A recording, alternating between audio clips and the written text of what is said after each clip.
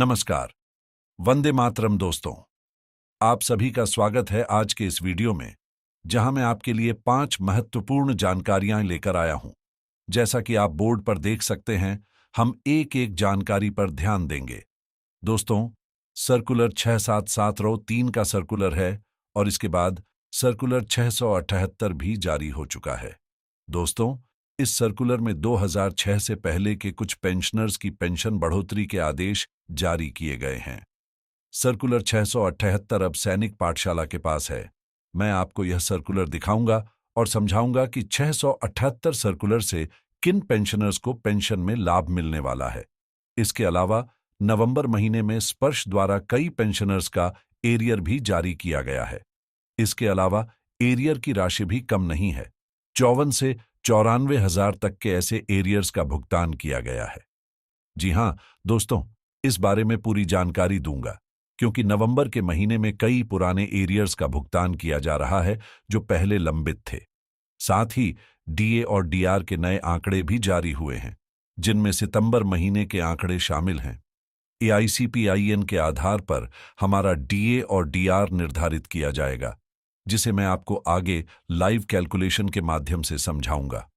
53% पर तो हमें जल्द ही भुगतान मिल जाएगा और इसके एरियर की राशि भी नवंबर महीने से प्राप्त होगी।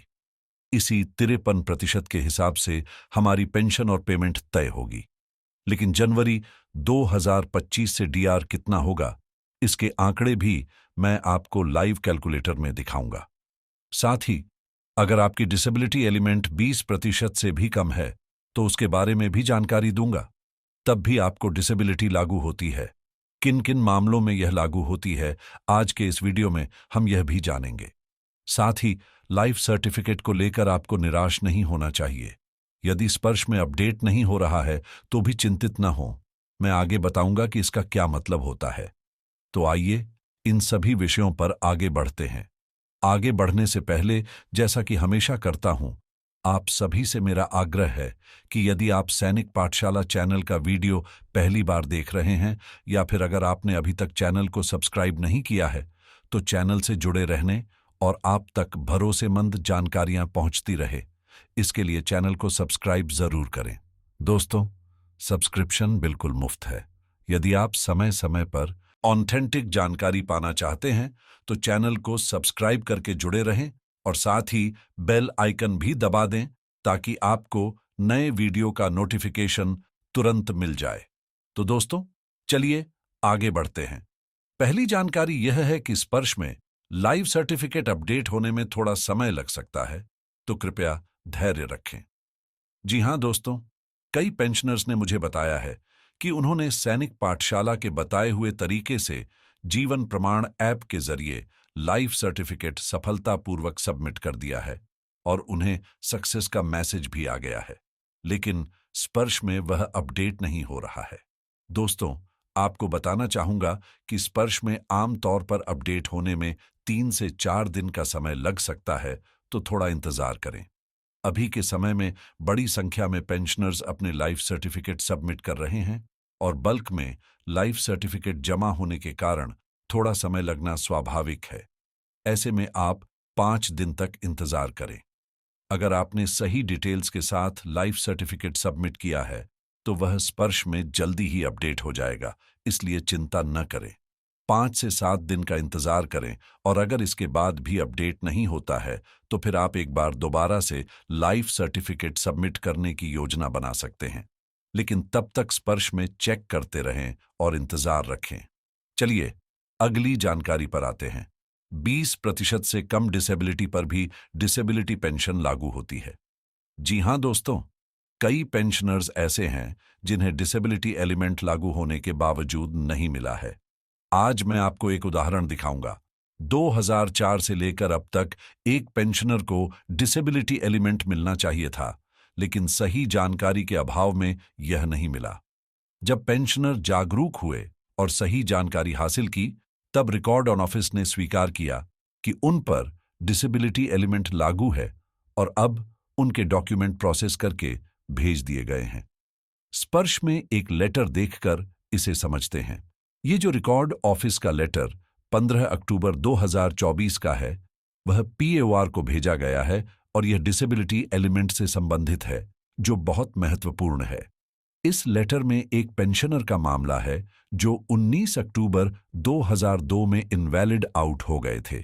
उनके डिसेबिलिटी का प्रतिशत डॉक्टर द्वारा 50% तय किया गया था। अब जैसा कि आप देख सकते हैं, इस लेटर में लिखा है कि जब उनके डिसेबिलिटी की घोषणा की गई थी तो उन्हें 100% का लाभ मिलने का प्रावधान था। डिलिटी के नियमों के अनुसार उस समय के नियमों के मुताबिक उन्हें 100% डिसेबिलिटी के आधार पर रिटायर किया गया था, लेकिन उनका डिसेबिलिटी केवल 2 साल के लिए लागू किया गया था। इसके बाद आरआईएमबी कराना था, जिससे उनका डिसेबिलिटी 2 साल बाद फिर से रिव्यू किया जाता। 2 साल बाद 2004 में उनका आरएमबी होता है और इसके बाद इस आरएमबी में उनका डिसेबिलिटी 15 से 19% के बीच काउंट किया जाता है, यानी 20% से कम। इस वजह से पीसीडीए द्वारा उनका डिसेबिलिटी एलिमेंट बंद कर दिया जाता है।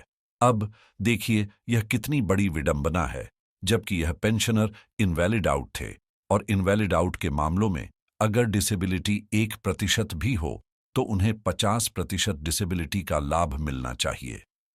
यह आर्मी हेडक्वार्टर के उस लेटर का हवाला दिया गया है जो इस संदर्भ में जारी किया गया था। इस लेटर के अनुसार रिकॉर्ड ऑफिस खुद यह स्वीकार कर रहा है कि यह पेंशनर 20% से कम डिसेबिलिटी के बावजूद डिसेबिलिटी एलिमेंट के हकदार थे, क्योंकि यह इनवैलिड आउट केस है। जैसा कि आप 5वें नंबर के पैराग्राफ में देख सकते हैं, इसमें यही बात लिखी गई है। अब आगे रिकॉर्ड ऑफिस ने इस पेंशनर के विवरण को भेजा है। अब देखिए, केस को डिसेबिलिटी एलिमेंट क्लेम के लिए स्पर्श के माध्यम से पीओआर को सबमिट किया गया है और इसके तहत यह अनुरोध किया गया है कि डिसेबिलिटी एलिमेंट पीपीओ जारी करने के लिए केस को प्रोसेस किया जाए। 2004 से यह पेंशनर डिसेबिलिटी एलिमेंट से वंचित थे। अगर पेंशनर को सही जानकारी नहीं मिलती तो शायद यह कभी भी नहीं मिलता, लेकिन सही जानकारी मिलने पर जब पेंशनर जागरूक होते हैं तो इस तरह की कार्रवाइयां होती हैं। अब इनवैलिड आउट केस में 20% से नीचे होने पर भी अगर डिसेबिलिटी का प्रतिशत है तो इसे एग्रावेटेड या एट्रीब्यूटेड माना जाता है और पेंशनर को इसका लाभ मिलना चाहिए। इसी केस को रेफर करते हुए रिकॉर्ड ऑफिस ने उसी नियम के तहत पेंशनर के सारे विवरण भेज दिए हैं और साथ ही केस को स्पर्श में भी प्रोसेस कर दिया गया है। आने वाले दिनों में इस पेंशनर को एक बड़ी राशि में एरियर मिलेगा, क्योंकि उनका एरियर 2004 से मिलेगा, जब से उनका डिसेबिलिटी एलिमेंट बंद किया गया था। यह एक महत्वपूर्ण बात है और इसे ध्यान में रखते हुए सही जानकारी रखना बेहद जरूरी है।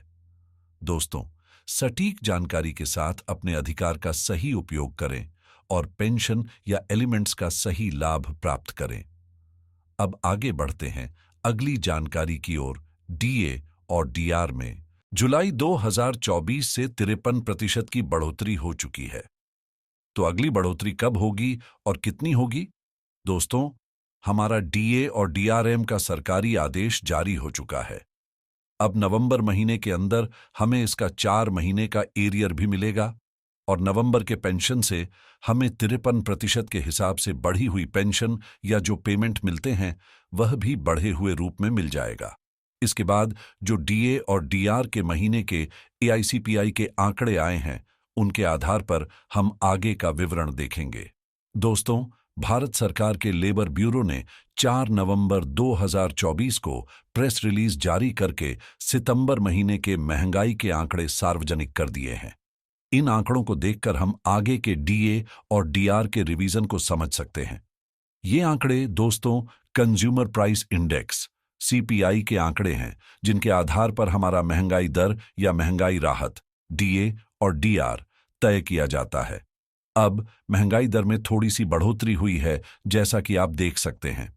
हालांकि ये देखने वाली बात है कि जनवरी 2025 से हमारा डीए और डीआर कितना बढ़ेगा। इस बारे में मैं आपको लाइव कैलकुलेटर में समझाऊंगा और आपको एक अंदाजा दूंगा कि आने वाले समय में कितना बढ़ोतरी हो सकती है। इस बढ़ोतरी को देखकर हम अनुमान लगा सकते हैं कि अगले कुछ महीनों में महंगाई दर पर असर पड़ेगा और इसका प्रभाव हमारी पेंशन और सैलरी पर भी दिखाई देगा। पहले अगस्त महीने में यह आंकड़ा 142.5 था, अब बढ़कर 140.7 हो गया है, 143.5 हो गया है, यानी 7 की बढ़ोतरी हुई है। अब इस बढ़ोतरी के आधार पर हम देख सकते हैं कि जनवरी से हमारा डीए और डीआर कितना बढ़ सकता है। इसके लिए मैं आपको लाइव कैलकुलेटर में विस्तृत तरीके से समझाऊंगा। जून तक के जो आंकड़े आए थे उनके हिसाब से हमें 53% का डीए और डीआर मिल चुका है। अब जुलाई के आंकड़े आ चुके हैं जो 53.64% बनाते हैं। यदि हम अगस्त के आंकड़ों को जोड़ें तो यह डीए और डीआर अब बढ़कर एक नए स्तर पर पहुंच रहा है। सही है, अब सितंबर के आंकड़े 143.5 के आ चुके हैं और इस हिसाब से हमारा डीए और डीआर अब 54.4% तक पहुंच चुका है। आने वाले 3 महीने के आंकड़ों को देखते हुए यदि हम अक्टूबर के आंकड़ों को 144 मान लें तो हमारा डीए और डीआर 55% तक पहुंच सकता है। इसके अलावा यदि हम नवंबर के आंकड़ों में थोड़ा और उछाल मानते हुए 144 मान लें तो हमारा डीए और डीआर 55% तक पहुंच सकता है। 144.7 तक आंकड़ा मानते हैं तो यह डीए और डीआर को और बढ़ा सकता है। अब इन आंकड़ों को लाइव कैलकुलेटर में देखेंगे ताकि आपको सही जानकारी मिल सके कि जनवरी 2025 से डीए और डीआर की वृद्धि कितनी हो सकती है। इस आधार पर हम अनुमान लगा सकते हैं कि पेंशन और वेतन में कितनी वृद्धि हो सकती है। तो जैसे कि आप कह रहे हैं, अगर दिसंबर के आंकड़ों में थोड़ी और बढ़ोतरी होती है और यदि यह 145.5 तक पहुंचता है तो हमारा डीए और डीआर अधिकतम 56% तक पहुंच सकता है। अब अधिकांश संभावना यह है कि जनवरी 2025 से हमारा डीए और डीआर 53% से बढ़कर 56% तक हो जाएगा और यह 99% संभावना है। अब चलिए आगे बढ़ते हैं और अगले विषय की ओर चलते हैं। नवंबर में स्पर्श द्वारा किए गए अपडेट्स के बारे में जानते हैं। पुराने एरियर का भुगतान अब शुरू हो चुका है, जिसमें डिसेबिलिटी का एरियर 24,454 और एमएसएसईपी का एरियर 94,804 रुपये है। हाँ दोस्तों, बहुत सारे पेंशनर्स ने यह जानकारी दी कि उन्हें नवंबर के पहले हफ्ते में ही उनका पुराना एरियर मिल गया, जिनके पीपीओ जारी हो चुके थे और नॉन पेमेंट सर्टिफिकेट भी जारी हो गया था। हालांकि पहले भुगतान नहीं हुआ था, लेकिन अब स्पर्श ने इसका भुगतान करना शुरू कर दिया है। चलिए एक लेटर को पहले देखते हैं। जैसा कि आप देख सकते हैं, सीपीपीसी द्वारा नॉन पेमेंट सर्टिफिकेट जुलाई के महीने में ही भेज दिया गया था, लेकिन भुगतान अब जाकर पेंशनर को मिला है जब यह जानकारी स्पर्श तक पहुंची। दोस्तों, यह मसला डिसेबिलिटी एलिमेंट से जुड़ा हुआ था। जैसा कि आप देख सकते हैं, ओआरओपी 2 में सर्विस एलिमेंट की बढ़ोतरी हो गई थी और यह 18,807 हो गया था, लेकिन डिसेबिलिटी एलिमेंट की बढ़ोतरी नहीं की गई थी। डिसेबिलिटी एलिमेंट 5,643 को 1 जुलाई 2019 से लेकर 30 सितंबर 2023 तक रिवाइज नहीं किया गया था, जैसा कि यहां स्पष्ट लिखा हुआ है। यह नॉन पेमेंट सर्टिफिकेट सीपीपीसी द्वारा भेजा गया था, जिसमें पूरी कैलकुलेशन शीट भी लगी हुई थी। जब तक पेंशनर का स्पर्श में माइग्रेशन नहीं हुआ था, तब तक उनका डिसेबिलिटी एलिमेंट रिवाइज नहीं हुआ था। अब इसे क्लियर किया गया और उनका एरियर, जो कि 24,454 रुपये था, उन्हें मिल चुका है। जैसा कि आप साइड में देख पा रहे हैं, इस पेंशनर को 24,454 रुपये का एरियर मिला है, जो अब स्पर्श द्वारा क्लियर किया गया है। जब पेंशनर स्पर्श में माइग्रेट हो गए तो उन्हें दोनों एरियर, यानी कि पहले का और बाद का, दोनों मिल गए हैं। ये भुगतान 3 नवंबर को किया गया। इसके अलावा एक और पेंशनर ने भी जानकारी दी कि उन्हें 94,804 रुपये का एरियर मिला है, जो कि एमएसएसईपी का था।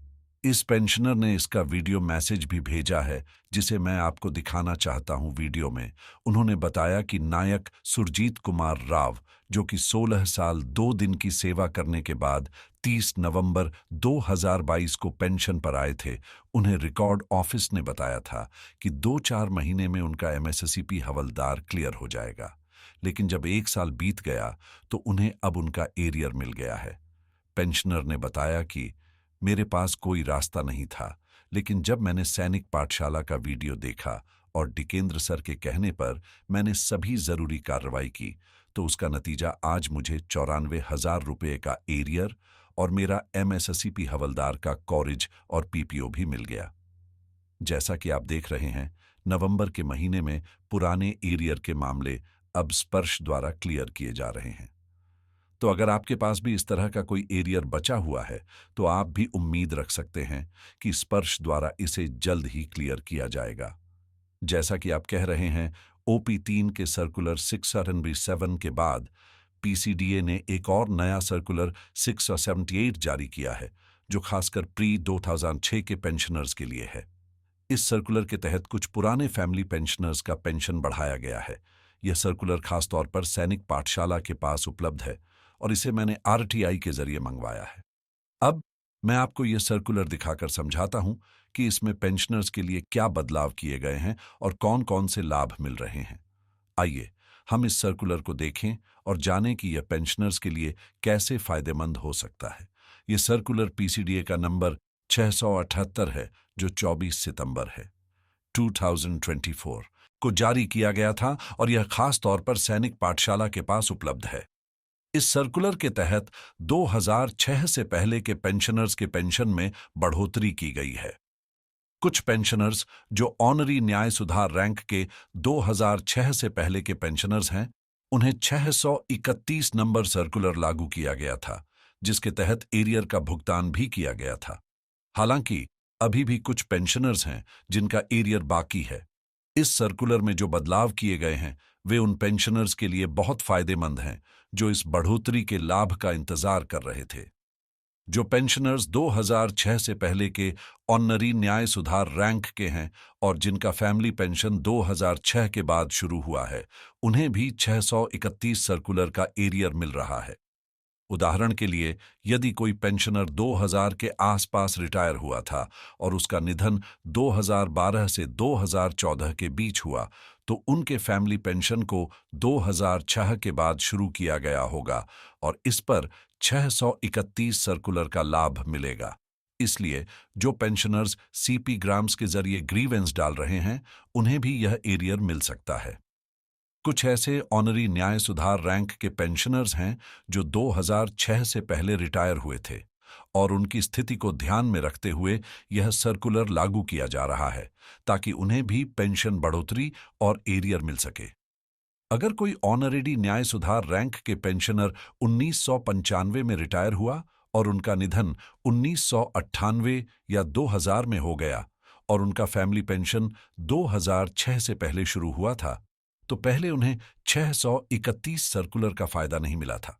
लेकिन अब भारत सरकार ने एक नया लेटर जारी किया है, जिसके आधार पर पीसीडीए ने इस मामले में बदलाव करते हुए एक नया सर्कुलर 678 जारी किया है। इस नए सर्कुलर के तहत उन पेंशनर्स के परिवार को भी 631 सर्कुलर के तहत फायदा मिलेगा जिनका फैमिली पेंशन 2006 से पहले शुरू हुआ था। इसका मतलब यह है कि ऐसे सभी पेंशनर्स और उनके परिवारों को अब 631 सर्कुलर का एरियर मिलेगा, जो पहले नहीं दिया गया था। यह बदलाव उन पेंशनर्स के लिए बहुत महत्वपूर्ण है जिनके परिवार को पहले यह लाभ नहीं मिल पाया था और अब सरकार ने इसे सुधारते हुए यह नया आदेश जारी किया है। आपकी बात सही है, अब उन फैमिली पेंशनर्स को भी ओआरपी के तहत पेंशन बढ़ोतरी का लाभ मिलेगा और साथ ही 631 सर्कुलर का भी फायदा मिलेगा। यह सर्कुलर 678 जो पीसीडीए ने जारी किया है, सीधे तौर पर 631 सर्कुलर से जुड़ा हुआ है। पहले 631 सर्कुलर में फैमिली पेंशनर्स का जिक्र नहीं था, लेकिन अब 631 सर्कुलर के तहत उन फैमिली पेंशनर्स को भी यह लाभ मिल सकेगा जिनका फैमिली पेंशन 2006 से पहले शुरू हुआ था। 22 अगस्त 2024 को भारत सरकार द्वारा जारी किया गया यह लेटर, जो अब पीसीडीए ने सर्कुलर 678 के रूप में लागू किया है, यह उन पेंशनर्स के परिवार के लिए महत्वपूर्ण बदलाव लाता है।